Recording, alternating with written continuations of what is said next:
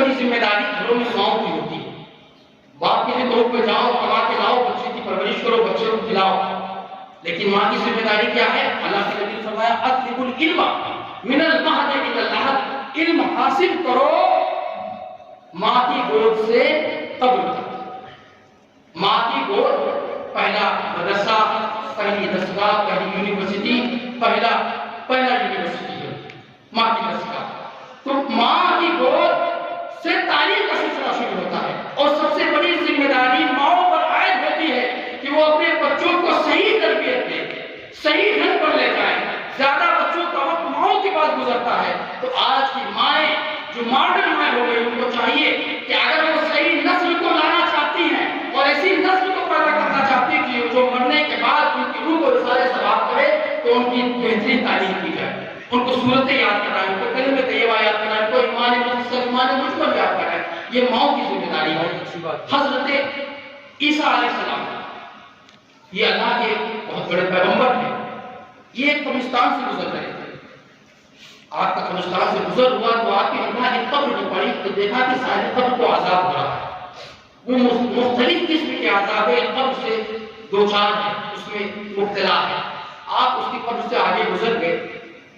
پھر کچھ دن کے بعد آپ کی واپسی ہوئی, اسی قبرستان سے آپ کا پھر گزر ہوا تو دیکھا وہی صاحب قبر جو بھی عذاب میں مبتلا تھا, عذاب سے دو چار تھا, اب طرح طرح کی نعمتوں سے فائدہ اٹھا رہا ہے. طرح طرح کے مال اور معجزات اٹھا رہا ہے, جنتی اسے فائدہ اٹھا رہا ہے. حضرت عیسیٰ علیہ السلام اس منظر کو دیکھ کر رب کی بارگاہ میں متکلم ہوئے, کلام یا الہ العلی, یہ کیا معاملہ ہے؟ کچھ دن پہلے اس قبرستان سے گورستان سے گزر ہوا تو یہ صاحب قبر طرح طرح کے عذاب سے دو چار تھا, مبتلا عذاب تھا, بڑی تکلیفوں میں تھا. آج جب واپسی ہوئی تو دیکھ رہا ہوں کہ یہ وہی صاحب قبر ہے. آج تمام نعمتوں سے فیض اٹھا رہا ہے, اس سے عذاب اٹھا دیے گئے. اللہ تعالیٰ نے فرمایا اے عیسیٰ, جب یہ بندہ زمین پر تھا تو اس کی ایک بیوی تھی اور وہ بیوی حمل سے تھی. جب یہ فوت ہو گیا تو اس کا وہ بچہ جو ابھی ماں کے پیٹ میں تھا وہ پیدا ہوا, زمین پر آیا. اس کی والدہ نے اس کی بہترین تعلیم و تربیت کا سلسلہ قائم کیا, اس کو پڑھایا, اور پڑھانے کے لیے ایک قاری صاحب کو منتخب کیا گیا. وہ بچہ قاری صاحب کے پاس پہنچا اور قاری صاحب کی دستگاہ میں بیٹھا. قاری صاحب نے کہا کہو بسم اللہ الرحمن الرحیم. بچہ کہتا ہے بسم اللہ الرحمن الرحیم. اللہ فرماتا ہے اے عیسیٰ, یہ عذاب میں مبتلا تھا, یہ مصیبت میں مبتلا تھا, یہ غموں سے دو چار تھا, یہ تکلیفوں سے دو چار تھا, طرح طرح کے عذاب اس کو دیے جا رہے تھے. لیکن جب اس کے 4 سالہ بچے نے بسم اللہ کہا اور مجھے رحمان الرحیم کہا, تو میں اتنا ظالم نہیں ہوں کہ اس کی اولاد مجھے رحمان الرحیم کہے. میں اس کو مبتلا نہیں کر سکتا. غور کرو, ایک بچہ, ایک نیک اولاد. اب آئیے حضرت زکریا علیہ السلام کی بارگاہ میں حاضر ہوتے, فرماتے ہیں رب ہب لی من لدنک ذریۃ طیبہ انک سمیع الدعاء. دعا فرماتے الہ العالمین, الہ العالمین, مجھے اولاد عطا فرما, اولاد عطا فرما. تم دعا مانگو گے تو اللہ اولاد دے, آگے پیچھے کوئی الفاظ نہیں ہوگا. ہم مانگیں گے اللہ اولاد دے. جب نبی دعا مانگتے تھے تو کیا کہتے تھے معلوم ہے؟ یہ قرآن عظیم میں انبیاء علیہ السلام کی دعائیں مذکور ہیں. کئی نبیوں کی دعائیں قرآن عظیم میں لکھی ہوئی ہیں. فرماتے تھے اے اللہ مجھے اولاد عطا فرما. کیسی اولاد؟ نیک اولاد, ذریۃ طیبہ, نیک اولاد عطا فرما. انہیں پتا تھا کہ اگر اولاد نیک ہوگی تو پھر ہمیں یہ قیامت تک فائدہ پہنچائے گی. اگر اولاد بیکار ہے, بے دین ہے, لا یعنی کاموں میں الجھی ہوئی ہے, تو پھر کسی کو کوئی فائدہ پہنچنے والا نہیں. یہ میرے رب مجھے اولاد عطا فرما, ذریۃ طیبہ, نیک اولاد نصیب فرما, انک سمیع الدعاء, بے شک تو دعا سننے والا. یہ حضرت زکریا علیہ السلام کی دعا. پھر حضرت ابراہیم کیا دعا مانگتے ہیں؟ رب ہب لی من الصالحین. 63 سال کی عمر ہے, 30 سال کی مدت تک دعائیں مانگتے رہے, دعائیں مانگتے رہے, دعائیں مانگتے رہے. اے اللہ مجھے نیک فرزند عطا فرما, صالح بیٹا عطا فرما, اولاد نبینا عطا فرما. ان سارے نبیوں کو معلوم ہے کہ اولاد اگر نیک ہے تو پھر پورے خاندان کی بھی بخشش ہو سکتی ہے, پورا خاندان بھی ایک نیک اولاد کے ذریعے بخشا جائے گا اگر اولاد نیک ہے. اگر اولاد بے مراد ہے, ناخلف ہے, ناہنجار ہے, بے وقوف ہے، لا علم ہے، دینداری سے دور ہے، تو پھر وہ تمہاری مصیبتوں کا سبب ذریعہ ہو جائے گا، ذریعہ ہو جائے گا، تمہیں جہنم تک پہنچانے کے لیے کافی ہے۔ اللہ کے نبی نے فرمایا ایک لڑکی، ایک بیٹی 4 لوگوں کو جہنم میں لے کے جائے گی، ایک خاتون، ایک عورت 4 لوگوں کو اپنے ساتھ جہنم میں لے جائے گی۔ کیسے؟ اگر وہ ماں کی صورت میں ہے، بہن کی صورت میں ہے، بیٹی کی صورت میں ہے، بیوی کی صورت میں ہے، اگر وہ گنہگار ہے اور اس کے والد نے اس کو منع نہیں کیا، اس کو سدھر جا، میں تیرا باپ ہوں، میں تجھے پیٹوں گا، تجھے ماروں گا، تجھے سمجھاؤں گا، وہ اس کو ہر حد تک پہنچا سکتا ہے، اس کو پیٹ سکتا ہے۔ اگر وہ نہیں پیٹ رہا، وہ گناہ پر گناہ آمادہ ہوگی گناہوں پر، تو پھر وہ اس کا باپ اگر اس کو نہیں سمجھاتا صحیح وقت میں، وہ گناہ پر آمادہ ہے، گناہوں پر گناہ خطا کر رہی ہے، تو پھر اس کا باپ اس کے ساتھ جہنم میں جائے گا۔ اس کی اولاد اگر سمجھدار ہے، دانشمند ہے، باشعور ہے، ذی عقل ہے، سمجھتی ہے کہ یہ گناہ کر رہی ہے میری والدہ، خطا پہ خطا کر رہی ہے، اگر وہ بیٹا بیٹے ہونے کی وجہ سے، ابنیت کے حق سے، اولاد ہونے کے حق سے اپنی ماں کو نہیں سمجھاتا، ماں کو نہیں بتاتا، تو پھر وہ بیٹا بھی اپنی ماں کے ساتھ جہنم میں جائے گا۔ اور اس کا بھائی اگر بہن کو نہیں سمجھاتا کہ بہن تو خطا کر رہی ہے، تو گناہ پر ہے، تیری راستہ درست نہیں ہے، تو صراط مستقیم سے ہٹ چکی ہے، اگر نہیں سمجھاتا بہن گناہ کر رہی، تو وہ بہن بھی اپنے بہن کے ساتھ جہنم میں جائے گا، اور بیٹا اگر ماں کو نہیں سمجھاتا تو وہ بھی اپنی ماں کے ساتھ جہنم میں جائے گا۔ تو اولاد، تمام نبیوں نے نیک اولاد مانگی، صالح اولاد کے لیے دعا اللہ تعالیٰ سے کی، کیونکہ نیک اولاد اللہ تعالیٰ کی بارگاہ میں جب دعا کرتی ہے، پیارے آقا نبی مکرم صلی اللہ تعالیٰ علیہ وسلم نے فرمایا، اللہ کے نبی فرماتے ہیں کہ جب ایک نیک اولاد اپنے باپ کے لیے دعا کرتی ہے، دعائے مغفرت، دعائے بخشش، ہاتھ اٹھاتی ہے، دعائے مغفرت کرتی ہے، کہ ماں والدین کے لیے تم دعا کرو، اس کا اثر اتنا نہیں ہوگا، باپ دعا کرے اس کا اثر اتنا نہیں ہوگا، بیٹا دعا کرے تو اس کا اثر ہوگا۔ اگر بیٹا اپنے والدین کے لیے دعائے مغفرت کر رہا ہے تو اللہ کے نبی نے فرمایا کہ ان کے والدین کو 2 احد پہاڑ کے برابر ثواب دیا جاتا ہے۔ ایک احد پہاڑ کی لمبائی چوڑائی 11 کلومیٹر اتنی ہے، 11 کلومیٹر۔ جب ایک بیٹا اپنی باپ کی بخشش مانگتا ہے، ایک بیٹا جب اپنی ماں کے لیے بخشش کی دعا کرتا ہے، تو اللہ تعالیٰ اس کی دعاؤں کو بڑھاتا ہے، بڑھاتا ہے، بڑھاتا ہے، اتنا بڑھا دیتا کہ وہ احد پہاڑ کے برابر ہو جاتی ہے، اتنے حصے میں پھیل جاتی ہے اس کی دعا۔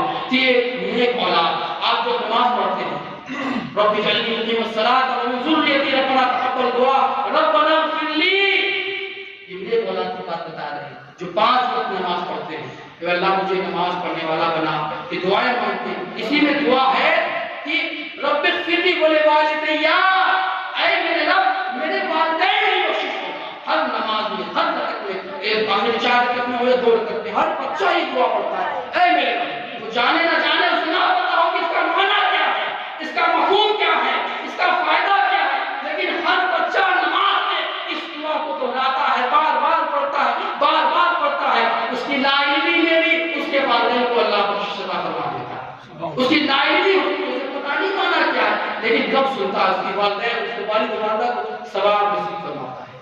تو اللہ تعالیٰ نیک اولاد کا فائدہ یہ ہے، اور اللہ کے نبی نے فرمایا اذا مات الانسان انقطع عنه عمله الا من 3 او صدقۃ او جاریۃ او علم ينتفع به او ولد صالح يدعو له۔ پیارے آقا نبی مکرم صلی اللہ تعالیٰ علیہ وآلہ وسلم فرماتے ہیں جب بندہ فوت ہو جاتا ہے، مر جاتا ہے، تو اس کا سلسلہ اعمال اس سے منقطع ہو جاتا ہے، موقوف ہو جاتا ہے۔ آپ فوت ہو گئے، آپ کی ڈائری اٹھا کے بند کر دی گئی، اب اس میں کچھ نہیں لکھا جائے گا، خط سیمنٹ کے فرشتے لے گئے، جمع کر دی گئی آخرت کے لیے۔ اذا مات الانسان، مر فوت ہوئے، ڈائری بند، ختم معاملہ۔ حضور نے فرمایا اگر 3 کام کیے ہوں گے، 3 کام نہ تم نے کیے ہوں گے تو تمہاری اعمال کی ڈائری بند نہیں کی جائے گی۔ اگر 3 چیزیں تمہارے پاس ہیں، کیا؟ سب سے بڑی چیز ہے علم، علم مدرسہ بنایا، مدرسے کو تعمیر کیا، مدرسے نے کتابیں دی، مدرسے میں مدرس لگا دیا اپنے بچے پر جو قرآن کی تعلیم دے، اس کی تعلیم سے جو بچے بہرمند ہوں، متمتع ہوں علم قرآن سے، تو وہ فیض قیامت تک جائے گا اور تمہارے نام اعمال میں لکھا جائے گا۔ دوسری چیز ہے صدقہ جاریہ، کنواں کھدوا دیا، پیر لگوا دیا، کسی راستے پر روشن دان لائٹ کا انتظام کر دیا، وہ صدقہ جاریہ ہے۔ اس کا ثواب آپ نے نیت کر لی کہ اس کا ثواب میرے والد یا والدہ میرے دادا کو پہنچے، تو حضور نے فرمایا یہ سلسلہ ثواب کا بند نہیں کیا جاتا، یہ ثواب پہنچتا رہتا ہے جب تک وہ مسجد کا لوٹا، وہ پانی کی ٹنکی، وہ بلب، وہ کنواں، وہ پائپ استعمال ہوگا، اعمال کا سلسلہ جاری رہے گا کوئی مدے تک۔ تیسری چیز حضور نے فرمائی وہ کیا چیز ہے؟ او ولد صالح یدعو لہ۔ دو چیزیں بتانے کے بعد حضور نے فرمایا سب سے بڑی چیز تیسری جو ہے وہ تمہاری نیک اولاد ہے، تمہاری بہتر اولاد ہے، جب یہ تمہارے لیے دعائیں کوشش کرے گی اللہ تعالیٰ تمہارے والدین کو معاف فرما دے گا۔ او ولد صالح یدعو لہ، نیک اولاد بہت بڑی نعمت ہے اللہ کی طرف سے۔ تو اس میں آزمائش بھی ہے رکھی گئی ہے۔ مال میں، اولاد میں آزمائش ہے، اللہ آزماتا ہے، مال لے کے آزماتا ہے، اولاد لے کے آزماتا ہے۔ تو پھر ان چیزوں میں تو الجھ مت جاؤ، اپنے مال مت کرو۔ مال میں کچھ نہیں ہے، مال وہی ہے کہ تم نے کھایا پہنا اور رب کی بارگاہ کے لیے صدقہ کر دیا۔ اور اولاد کی تربیت ان خطوط پہ کرو، اپنے بچوں کی تربیت ان خطوط پہ کرو کہ آپ کے مرنے کے بعد ان کی دعائیں آپ تک پہنچیں، یہ بڑا اجر بن جاتی ہے ان کی دعائیں۔ ایک آخرت میں ایک سمندر ہے، آخرت میں ایک سمندر ہے، حدیث شریف میں ہے اس سمندر پر بیٹھایا جاتا ہے جن کے پاس نیکیاں نہیں ہوتی، جو جن کے پاس گناہ ہے کوئی نیکیاں نہیں ہے، تو فرشتے کیا کرتے ہیں اس کشتی سے اس کو لیتے ہیں اور سمندر میں غوطہ مارتے ہیں، پھر اس کو بیٹھا دیتے ہیں، پھر غوطہ مارتے سمندر میں، پھر کشتی کو بیٹھا دیتے ہیں، کسی طرح سے پہنچا دیتا ہے، پھر چھوڑ دیتے ہیں۔ اللہ کے نبی نے فرمایا اس سمندر میں بار بار فرشتوں سے غوطہ مارتے ہیں، پھر نکالتے ہوتا کہ چھوڑ دیتے سمندر میں بیٹھا، اس کے لیے تنکے کا سہارا بہت ہوتا ہے۔ حضور نے فرمایا جب کوئی اس کا ساتھی، اس کا گھر کا آدمی کوئی اس کے لیے سارے ثواب کرے، اس کے لیے کچھ پڑھ کے بخش دے، تو پھر وہ اس کے سہارے سمندر کے کنارے پہ جا کے بیٹھ جاتا ہے، وہ ثواب اس کو پہنچتا ہے، احسان اس کو پہنچتا ہے، تو وہ اس کے سہارے سمندر کے کنارے پر جا کر بیٹھتا ہے، اس کو سکون محسوس ہوتا ہے۔ تو ہمارے تمہارے سب کے گھروں میں ہزاروں لوگ فوت ہو چکے ہیں، انتقال کر چکے ہیں، ان سب کو اس سارے ثواب کی ضرورت ہے۔ آپ کے بچے قرآن پڑھیں گے تبھی سارے ثواب کریں گے، قرآن کی تعلیم ہوگی تبھی سارے ثواب کریں گے۔ قرآن پڑھا نہیں ہے، موبائل میں لگا ہوا ہیڈ فون کان میں، تو کیا سارے ثواب کریں گے؟ پتہ چلا ان کے والدین، ان کے دادا بابا سب منتظر ہیں کہ کچھ آئے تو پھر ان کو فائدہ پہنچے، کچھ بخشا جائے تو ان کی روح کو سکون محسوس ہو۔ تو اس کے لیے قرآن پڑھنا ضروری ہے، قرآن کی تعلیم ضروری ہے۔ یہ آپ کو یونیورسٹی نہیں سکھائیں گے، نہ کالج سکھائیں گے، نہ بڑے بڑے میڈیکل کالج سکھائیں گے، یہ آپ کو سکھانے کے لیے مدرسہ ہوتا ہے، مدرسے کی تعلیم۔ اگر آپ کا بچہ کسی ماڈرن اسکول میں پڑھتا ہے اچھی بات ہے، پڑھائیے، لیکن اس کے لیے ایک مولانا صاحب یا قاری صاحب کو لگائیے تاکہ وہ قرآن کی تعلیم بھی اس کو دیتے رہے، قرآن نہیں پڑھتا ہے، قرآن کی علم سے بے بہرا نہ ہو، تعلیم قرآن سے اس کا دل آراستہ ہو، قرآن کے نور سے اس کا دل آراستہ ہو۔ قرآن اگر اس کے سینے میں ہے تو یقیناً کبھی نہ کبھی اس کے ہاتھ اٹھیں گے اور وہ تمہاری قبر پر جا کر تمہارے لیے کچھ پڑھے گا، اس کا فیض تمہیں قیامت تک ملتا رہے گا۔ وما علینا الا البلاغ۔ السلام علیکم ورحمۃ اللہ۔ سبحان اللہ۔